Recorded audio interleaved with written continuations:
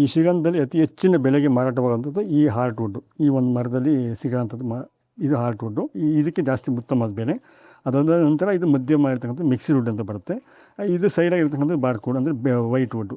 ಇದಕ್ಕೇನು ಅಷ್ಟು ಬೆಲೆ ಕಡಿಮೆ ಇರ್ತದೆ. ಈಗ ಏನು ಒಂದು 10 ವರ್ಷದ ಮೇಲ್ಪಟ್ಟ ಇರತಕ್ಕಂಥ ಶ್ರೀಗಂಧ ಮರಗಳಿಗೆ ಈ ಥರ ರಕ್ಷಣೆ ಮಾಡ್ಕೊಂಡು ಕೂಡ ನಾವು ಅದನ್ನು ಕಾಪಾಡ್ಕೊಂಡು ನಾನು ಅರಣ್ಯ ಇಲಾಖೆ ಕೂಡ ಮಾರಾಟ ಮಾಡಿದ್ದೀನಿ. ಈ ಥರ ಎಲ್ಲ ರೈತರು ಎಲ್ಲವೂ ಪ್ರತಿ 500 ಗಿಡ ಹಾಕಿದೆ. 500 ಗಿಡ ಒಂದೇ ಬಾರಿ ಬಂದಿರಲ್ಲ, ಸುಮಾರು 5, 10, 20 ಹಿಂಗೆ ಪ್ರತಿ ಹಂತ ಬರ್ತಾ ಇರ್ತವೆ. ಹಂತ ಕೂಡ ಇದನ್ನು ಈ ಥರ ರಕ್ಷಣೆ ಮಾಡ್ಕೊಂಡು ಶ್ರೀಗಂಧವನ್ನು ಕಾಪಾಡ್ಕೋಬೋದು. ವೀಕ್ಷಕರೇ ಎಲ್ಲರೂ ನಮಸ್ಕಾರ. ನಾನು ನಿಮ್ಮ ಮಂಜು ಅಲ್ಮರ. ನಿಮ್ಮೆಲ್ಲರೂ ಕೂಡ ನಮ್ಮ ಯೂಟ್ಯೂಬ್ ಚಾನಲ್ಗೆ ಆತ್ಮೀಯ ಸ್ವಾಗತ. ಸ್ನೇಹಿತರೆ, ನಾನಿವತ್ತೊಂದು ಡಿಫ್ರೆಂಟ್ ಆಗಿರೋಂಥ ಮತ್ತೊಂದು ಅಗ್ರಿಕಲ್ಚರ್ ವಿಡಿಯೋ ನಿಮಗೆ ತೋರ್ಸೋಕೆ ಹೋಗ್ತಾ ಇದ್ದೀನಿ, ಮತ್ತು ಇನ್ಫಾರ್ಮೇಷನ್ ಜೊತೆಗೆ. ಸ್ನೇಹಿತರೆ, ನೀವು ಸಾಮಾನ್ಯವಾಗಿ ಏನು ಅಂದರೆ ಅಡಿಕೆ ಗಿಡ ತೋಟದಲ್ಲಿ ಬೇರೆ ಬೇರೆ ಥರ ಬೆಳೆಗಳೆಲ್ಲ ಬೆಳೆದಿರೋಂಥದ್ದು ನೀವು ನೋಡ್ತಾ ಇರ್ತೀರ. ಬಟ್ ಇಲ್ಲೊಬ್ಬರು ರೈತರು ಏನು ಮಾಡಿದ್ದಾರೆ ಅಂತಂದರೆ ಅಡಿಕೆ ತೋಟದಲ್ಲಿ ಜೊತೆಗೆ ಏನು ಅಂತಂದರೆ ಶ್ರೀಗಂಧ ಬೆಳೆಗಳನ್ನ ಬೆಳೆದಿದ್ದಾರೆ. ಸುಮಾರು ಎಕರೆ ಒಳಗೆ ಹಾಕಿದ್ದಾರೆ, ಸುಮಾರು ಗಿಡ ಇದೆ. ನಾವಿವತ್ತೇನು ಮಾಡೋಣ ಅಂತಂದರೆ ಅವರು ಯಾವ ಥರ ಶ್ರೀಗಂಧ ಅಂದರೆ ಗಿಡಗಳನ್ನ ಬೆಳೆದಿದ್ದಾರೆ, ಅದಕ್ಕೆಲ್ಲ ಯಾವ ಥರ ಗೊಬ್ಬರ ಕೊಡ್ತಿದ್ದಾರೆ, ಅದ್ರ ಮಾರ್ಕೆಟಿಂಗ್ ಹೆಂಗಿದೆ, ಮತ್ತು ಅದನ್ನು ಯಾವ ಥರ ಮೇಂಟೆನೆನ್ಸ್ ಮಾಡಬೇಕು, ಇನ್ನೂ ಹಲವಾರು ಮಾಹಿತಿಗಳು ಏನು ಮಾಡೋಣ ಅಂತಂದರೆ ಇವತ್ತು ಆ ರೈತರಿಂದ ತಿಳ್ಕೊಳ್ಳೋಣ ಬನ್ನಿ.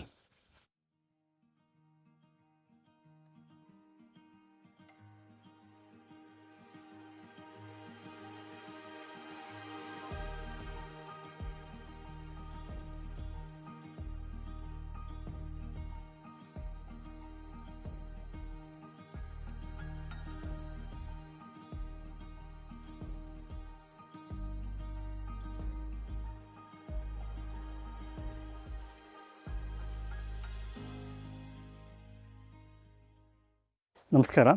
ನನ್ನ ಹೆಸರು ಗೋವರ್ಧನ ಅಂತೇಳಿ, ತಿಮ್ಮನಹಳ್ಳಿ, ಚಿಕ್ಕನಾಯಕನಹಳ್ಳಿ ತಾಲೂಕು, ತುಮಕೂರು ಜಿಲ್ಲೆ.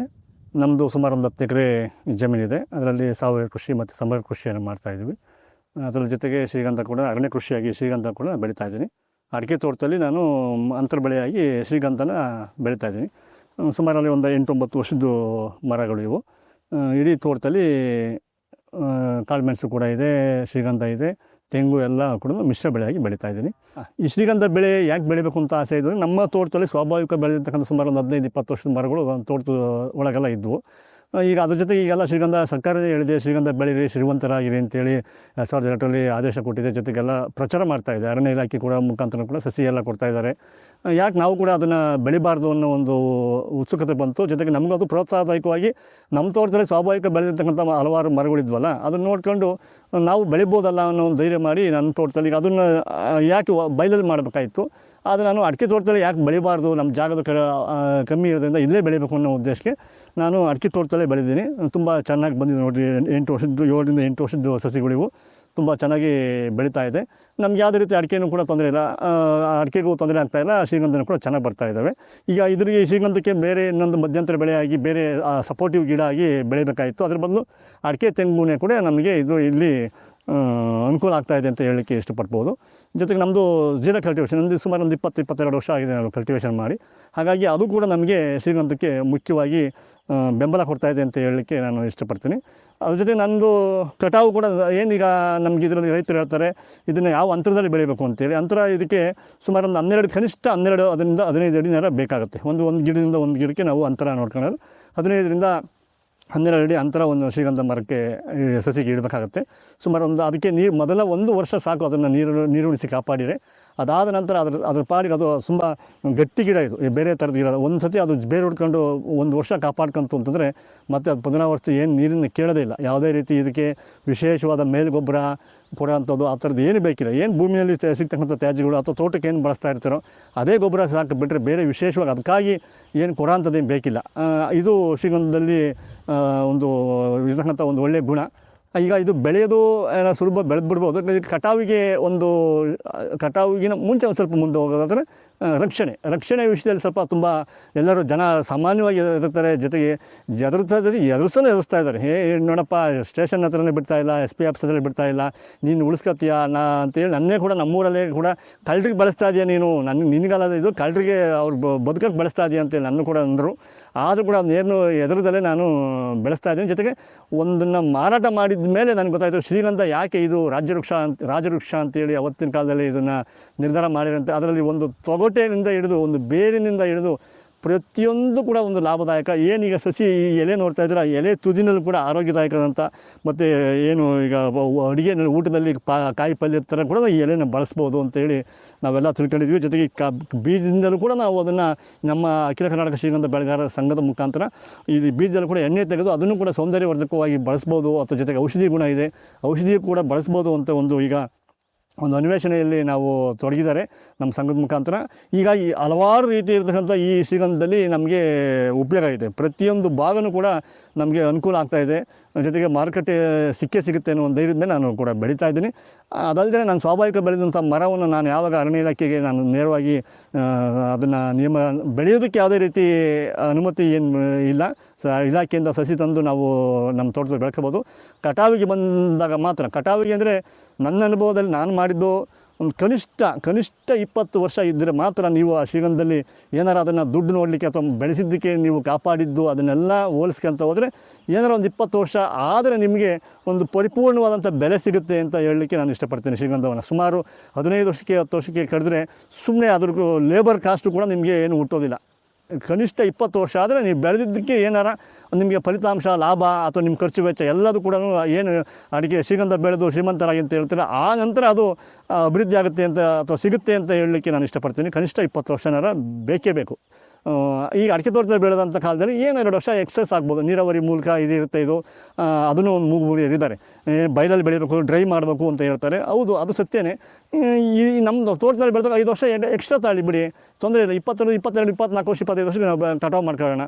ಅದ್ರ ಮಧ್ಯೆ ನಾವು ಏನು ಜೀವನ ಮಾಡಲಿಕ್ಕೆ ಏನು ಬೇಕಾಗಿರ್ತಕ್ಕಂಥ ಅಡಿಕೆ, ತೆಂಗು ಮಧ್ಯೆ ಬೇರೆ ಬೇರೆ ಬೆಳೆಯಿಂದ ನಾವು ಒಂದು ಜೀವನ ಮಾಡ್ಕೋಬೋದು. ಈಗ ಶ್ರೀಗಂಧ 20 ವರ್ಷ ನಾವು ಅದನ್ನೇ ನೋಡ್ತಾ ಇದ್ದರೆ ಮಧ್ಯೆ ನಾವು ಜೀವನ ಸಾಗಿಸೋದು ಹೇಗೆ? ಅದಕ್ಕಾಗಿ ನಾವು ಅಡಿಕೆ ಇಟ್ಕೊಂಡಿದ್ವಿ. ಅಡಿಕೆ ಅಥವಾ ತೆಂಗು ಯಾವ ಇದೆ, ಅದ್ರ ಮಧ್ಯದಲ್ಲಿ ನಾವು ಜೀವನ ರೂಪಿಸ್ತಾ ಇರ್ತೀವಿ. 25 ವರ್ಷ ಕಳೆದ ಮೇಲೆ ನಾವು ಶ್ರೀಗಂಧನ ಹೆಚ್ಚುವರಿಯಾಗಿ 5 ವರ್ಷ ಆಗುತ್ತೆ. 5 ವರ್ಷದ ಮಧ್ಯದಲ್ಲಿ ನಾವು ಕಟಾವು ಮಾಡ್ಕೋಬೋದು. ಹಾಗಾಗಿ ಶ್ರೀಗಂಧನೂ ಕೂಡ 25 ವರ್ಷದ ನಂತರ ಕಟಾವು ಹಂತ ಬಂದಾಗ ಇಲ್ಲಿವರೆಗೂ ಕೂಡ ಈಗ ಹಳೆ ಕಾಲ 1927 ಇಸ್ವಿ ಅಥವಾ 62ನೇ ಇಸ್ವಿ ಇದು ಅರಣ್ಯ ಇಲಾಖೆ ಕಾಯ್ದೆಗಳ ಪ್ರಕಾರ ಅವರ ಅನುಮತಿಯನ್ನು ತಗೊಂಡು ಅವರು ಬಂದು ಈಗ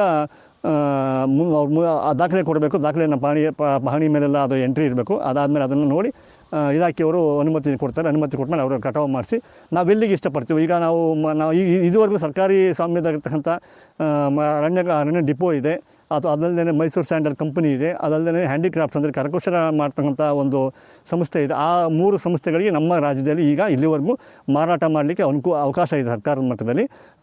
ಆ 3 ಭಾಗದಲ್ಲಿ ಎಲ್ಲಿ ಬೇಕಾದ್ರೂ ನೀವು ಅದನ್ನು ಮಾರಾಟ ಮಾಡ್ಕೋಬೋದು.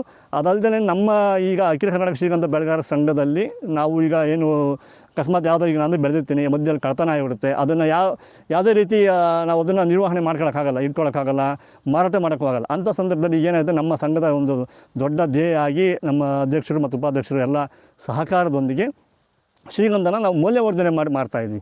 ಅಂದರೆ ಕಳ್ತನ ಆಗಿಬಿಟ್ಟು ಹೋಗಿರ್ತಕ್ಕಂಥದ್ದು FIR ಕಂಪ್ಲೇಂಟ್ ಮಾಡಿದ್ವಿ, ಅದೆಲ್ಲ ಆಯಿತು. ಮರ ವೇಸ್ಟ್ ಆಗ್ತಾಯಿತ್ತು ಅಥವಾ ಭೂಮಿಲಿ ಅಲ್ಲೇ ಕೊಳ್ತೋಗ್ತಾಯಿತ್ತು. ಅದಕ್ಕೆ ಯಾವುದೇ ರೀತಿ ಪರಿಹಾರ ಮಾಡಿ ಇಷ್ಟು ವರ್ಷ ಕಾಪಾಡಿದ್ವಿ, ಅದು ಮೌಲ್ಯ ಸಿಗ್ದಂಗೆ ಆಗುತ್ತಲ್ಲ ಅಂತ ಒಂದೇ ನಮ್ಮ ಅಧ್ಯಕ್ಷರು ಅಥವಾ ನಮ್ಮ ಸಂಘದಿಂದ ಅದನ್ನು ನೋಡಿಕೊಂಡು ಈಗ ಅದನ್ನು ಮೌಲ್ಯವರ್ಧನೆ ಮಾಡಿ ನಮ್ಮ ಹೋದ ವರ್ಷ ಕೃಷಿ ಮೇಳದಲ್ಲಿ ಹಲವಾರು ಈಗ ಕಾರ್ಯಕ್ರಮಗಳಲ್ಲಿ ನಾವು ಅದನ್ನು ಮೌಲ್ಯವರ್ಧನೆ ಮಾಡಿದರೆ ಶ್ರೀಗಂಧ ಹಾರ್ಟ್ ವುಡ್ಡಲ್ಲಿ ಬರ್ತಕ್ಕಂಥ ಬಿಲೆಟ್ಸ್ ಮಾಡಿದ್ದೀವಿ. ಜೊತೆಗೆ ಜಪಮಣಿಗಳು, ವೈಟ್ ವುಡ್ಡಲ್ಲಿ ಈ ಏನು ಅಡುಗೆ ಬಳಸೋಂಥ ರೊತುಡಿ ಅಂಥದ್ದು, ಅನ್ನದ ಕೈ ಚಮಚಗಳು, ಈ ಥರದ್ದು. ಆಮೇಲೆ ಜಪಮಾಲೆಗಳನ್ನು ಕೂಡ ಎಲ್ಲ ಥರದ್ದು. ಆಮೇಲೆ ಪೌಡ್ರ್ ಏನು ಮಾಡುವಾಗ ಏನು ಪೌಡ್ರ್ ಸಿಗುತ್ತಲ್ಲ, ಅದು ಮರದ ಒಟ್ಟು ಸಣ್ಣ ಪುಡಿಯಾಗಿ ಅದನ್ನು ಕೂಡ ಫೇಸ್ ವಾಶ್ ಆಗಿ ಬಳಸ್ಕೊಳ್ಳೋ ಥರಕ್ಕೆಲ್ಲ ನಾವು ಪೌಡ್ರ್ ಪ್ಯಾಕೇಜಿಂಗ್ ಎಲ್ಲ ಮಾಡಿ ಅದನ್ನು ಕೂಡ ಮೌಲ್ಯವರ್ಧನೆ ಮಾಡಿ ನಾವು ಶ್ರೀಗಂಧ ಮಾರಾಟ ಮಾಡಿದ್ವಿ. ಅಕಸ್ಮಾತ್ ಈಗ ಹೇಳ್ಬೋದು ಕಳ್ತನ ಆಗುತ್ತೆ, ನಮಗೆ ಲಾಸ್ ಆಗುತ್ತೆ ಅಂತೇಳಿ. ಅಕಸ್ಮಾತ್ ಲಾಸ್ ಆದರೂ ಕೂಡ ನಮ್ಮ ಸಂಘದಲ್ಲಿ ಅವರು ಸದಸ್ಯರಾಗಿದ್ದು ಅಥವಾ ನಮ್ಮ ಇದ್ರಾಗಿದ್ದರೆ ಅದನ್ನು ಕೂಡ ನಾವು ಮೌಲ್ಯವರ್ಧನೆ ಮಾಡಿ ನಾವು ಹಣ ಗಳಿಸ್ಕೋಬೋದು ಅಂತೇಳಿ ನಾನು ಹೇಳಲಿಕ್ಕೆ ಇಷ್ಟಪಡ್ತೀನಿ. ಇದು ಕೂಡ ಶ್ರೀಗಂಧ ಎಲ್ಲ ಬೇರೆ ಸಮೇತಕ್ಕೆ ತೊಗೊಂಡೋಗಿ ನಾವು ಮಾರಾಟ ಮಾಡಿದ್ದರಿಂದ ಅದು ತುಂಬ ಲಾಭದಾಯಕವಾಗಿದೆ ಅಂತ ನಾನು ಹೇಳಲಿಕ್ಕೆ ಇಷ್ಟಪಡ್ತೀನಿ. ಈಗೇನೆಂದರೆ ಈಗ ಎಲ್ಲ ರೈತರು ಕೂಡ ಬೆಳಿಬೋದು. ಏಕೆಂದರೆ ಅರಣ್ಯ ಕೃಷಿ ನಮ್ಮದೇನು ಮುಖ್ಯ ಇನ್ನೊಂದು ಅಂದರೆ ನಾವು ಆಗ್ತಿರೋಂಥ ಪರಿಸರದಲ್ಲಿ ಉಷ್ಣತೆ, ಗ್ಲೋಬಲ್ ವಾರ್ಮಿಂಗ್ ಅಂತೆಲ್ಲ ಹೇಳ್ತಾರಲ್ಲ, ಅದಕ್ಕೆ ನಮ್ಮದೇ ಆದಂಥ ಕೊಡುಗೆ ಆಗುತ್ತೆ ಅಂತ ನಾನು ಹೇಳಲಿಕ್ಕೆ ಇಷ್ಟಪಡ್ತೀನಿ. ಜೊತೆಗೆ ನಮಗೂ ಆದಾಯ ಕೂಡ ಆಗುತ್ತೆ, ನಮ್ಮ ಮಕ್ಕಳಿಗೆ ಅಥವಾ ಪರಿಸರಕ್ಕೆ ಕೂಡ ನಾವು ಅನುಕೂಲ ಮಾಡ್ತಿದ್ದೀವಿ ಅನ್ನೋ ಒಂದು ನಮಗೆ ಮನಃಶಾಂತಿನೂ ಕೂಡ ಇರುತ್ತೆ. ಜೊತೆಗೆ ಇದ್ರ ಕಳ್ತನ ಆಗ್ಬೋದು. ಈಗ 1000 ಗಿಡ ಹಾಕಿದ್ದೀನಿ ಅಂತಂದರೆ ಆಗಬಾರ್ದು, 100 ಗಿಡ ಕಳ್ತನ ಆಗ್ಬೋದು, ಆದರೆ 900 ಗಿಡದಲ್ಲಿ ನಿಮ್ಮ ಕೈ ಸಿಗುತ್ತಲ್ವ. ಈಗ ಆಮೇಲೆ ಇವತ್ತಿನ ಕಾಲದಲ್ಲಿ ತುಂಬ ಅದ್ಭುತವಾದಂಥ ತಂತ್ರಜ್ಞಾನಗಳು ಬರ್ತಾ ಇದ್ದಾವೆ. ನಮ್ಮ ಸಂಘದ ಮುಖಾಂತರ ತುಂಬ ಹಲವಾರು ಅನ್ವೇಷಣೆಗಳು ಮಾಡಿಕೊಂಡು ನಾವೆಲ್ಲ ಅದನ್ನು AI ಮುಖಾಂತರ ಎಲ್ಲ ಕಂಡುಹಿಡಿತಾ ಇದ್ದಾರೆ. ಅದು ಕೂಡ ಆಗ್ತೈತೆ. ರೈತರು ನಿಸ್ಸಂಶಯವಾಗಿ ಶ್ರೀಗಂಧವನ್ನು ಬೆಳಿಬೋದು. ಮುಂದೆ ಭವಿಷ್ಯದಲ್ಲಿ ಈಗ ಸುಮಾರು ಅಷ್ಟು ಈಗ ನಮ್ಮ ದೇಶಕ್ಕೆ ಈಗ ಶ್ರೀಗಂಧದ ಎಣ್ಣೆ ತೆಗೆಯುವಂತಕ್ಕಂತಹ ಮರಗಳ ಸಂಖ್ಯೆ ಕಡಿಮೆ ಇದೆ, ನಮಗೆ ಲಭ್ಯತೆ ಇಲ್ಲ ಅಂತೇಳಿ ಹೊರದೇಶಗಳಿಂದ ಕೂಡ ಅದನ್ನು ಆಮದು ಮಾಡಿಕೊಂಡು ಶ್ರೀಗಂಧ ಎಣ್ಣೆ ಅಥವಾ ತಯಾರು ಮಾಡಿಸ್ತಾ ಇದ್ದಾರೆ. ಹಾಗಾಗಿ ಭವಿಷ್ಯ ಈಗ ಅಲ್ಲಿ ಏನು ಹೊರಗಡೆ ಬೆಳೀತಕ್ಕಂಥ ಮರಗಳ ಸಂಖ್ಯೆನೂ ಕೂಡ ನಮ್ಮ ಸಂಘದ ಅಧ್ಯಕ್ಷರು ನಮ್ಮ ಅವರೆಲ್ಲ ವಿಚಾರ ಸಂಕಿರಣದಲ್ಲಿ ವಿಷಯ ಹೇಳೋದು ಅಂದರೆ ಹೊರಗಡೆ ಕೂಡ ಈಗ ಶ್ರೀಗಂಧ ಕಡಿಮೆ ಆಗ್ತಾ ಇದೆ. ಭವಿಷ್ಯದಲ್ಲಿ 5ರಿಂದ 10 ವರ್ಷದಲ್ಲಿ ಶ್ರೀಗಂಧ ಇರ್ತಕ್ಕಂಥ ಕಾಪಾಡಿಕೊಂಡಿರ್ತಕ್ಕಂಥ ಶ್ರೀಗಂಧ ತುಂಬಾ ಅತ್ಯಮೂಲ್ಯವಾದಂಥ ಬೆಲೆ ಸಿಕ್ಕೇ ಸಿಗುತ್ತೆ. ಯಾವುದೇ ಕಾರಣಕ್ಕೂ ರೈತರು ತೃಪ್ತಿಗೇಡಬಾರ್ದು, ಖಂಡಿತವಾಗಿ ಬೆಳಿಬೋದು ಅಂತ ನಾನು ಈ ಮುಖಾಂತರ ಹೇಳಲಿಕ್ಕೆ ಇಷ್ಟಪಡ್ತೀನಿ. ನಮ್ಮ ಅಡಿಕೆ ತೋಟದಲ್ಲಿ ನಾನು ಜಿಗ್ಜಾಗ್ ಟೈಪಲ್ಲಿ ಇಟ್ಟಿದ್ದೀನಿ. ಸುಮಾರು 12 ಅಡಿ ನೋಡಿ, ಅಲ್ಲೊಂದು ಸಸಿ ಇಟ್ಟಿದ್ದೀನಿ, ಮಧ್ಯೆ ಅಡಿಕೆ ಇದೆ. ಇದಾದಮೇಲೆ ಇನ್ನೊಂದು ಶ್ರೀಗಂಧ ಇಟ್ಟಿದ್ದೀನಿ. ಇದರಿಂದ ನಂತರ ಈ ಜಿಗ್ಜಾಗಲ್ಲಿ ಈ ಸೈಡ್ ಈ ಲೈನ್ ಇಲ್ಲಿ ಇಡಬೇಕಾಗಿದ್ದನ್ನು ಬಿಟ್ಟು ನಾನು ಈ ಕಡೆ ಜಿಗ್ಜಾಗಲ್ಲಿ ಇಟ್ಟಿದ್ದೀನಿ. ಅಂದರೆ ಸಸಿಯಿಂದ ಸಸಿಗೆ ಒಂದು 12 ಅಡಿ ಒಂದು ಡಿಸ್ಟೆನ್ಸ್ ಬರ್ತೈತೆ. ಹಾಗಾಗಿ ಈ ಥರನೂ ಕೂಡ ನಾವು ಸಸಿನ ಅಥವಾ ಅಡಿಕೆ ತೋಟದಲ್ಲಿ ಬೆಳ್ಕೋಬೋದು. ನಮ್ಮದು ಇದರಲ್ಲಿ ಹೆಚ್ಚಿಗೆ ಮುಂದೆ 3 ಎಕರೆ ತೋಟ ಇದೆ. ಇದರಲ್ಲಿ ಜಿಗ್ಜಾಗಲ್ಲಿಟ್ಟು ಡಿಸ್ಟೆನ್ಸ್ ಅಂತರ ಕಾಪಾಡ್ಕೊಂಡ್ರಿಂದ ಒಂದು 500 ಶ್ರೀಗಂಧ ಕೂಡ ನನ್ನ ಈ 3 ಎಕರೆ ಒಳಗೆ ಅಡಿಕೆ ತೋಟದೊಳಗಿದೆ.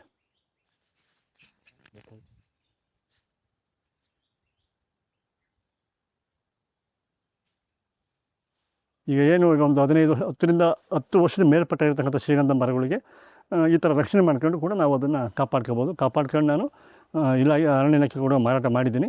ಈ ಥರ ಎಲ್ಲ ರೈತರು ಎಲ್ಲವೂ ಪ್ರತಿ 500 ಗಿಡ ಹಾಕಿದೆ. 500 ಗಿಡ ಒಂದೇ ಬಾರಿ ಬಂದಿರಲ್ಲ, ಸುಮಾರು 5, 10, 20 ಹಿಂಗೆ ಪ್ರತಿ ಹಂತ ಬರ್ತಾ ಇರ್ತವೆ. ಹಂತ ಕೂಡ ಇದನ್ನು ಈ ಥರ ರಕ್ಷಣೆ ಮಾಡ್ಕೊಂಡು ಶ್ರೀಗಂಧವನ್ನು ಕಾಪಾಡ್ಕೋಬೋದು. ಈ ಮರ ಸುಮಾರು ಒಂದು 20-22 ವರ್ಷದ ಮರ ಇದು.